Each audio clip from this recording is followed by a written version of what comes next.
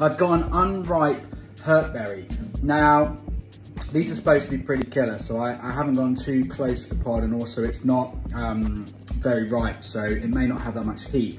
But the smell from cutting it open was definitely something to fear.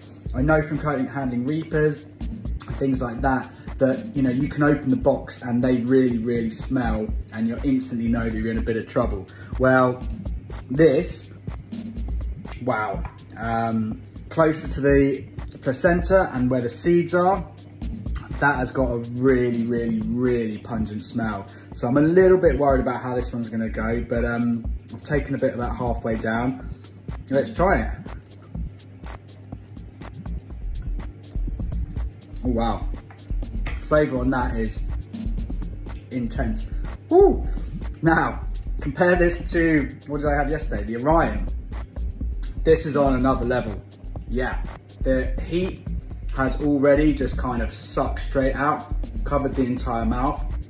Loads and loads of fruitiness. Think kind of reaper fruitiness, that amazing kind of flavour you get. I can feel a little bit of heat along my cheeks as well. Oh yeah, that is not to be trifled with. I think that's gonna keep building for the next few minutes, which is lovely.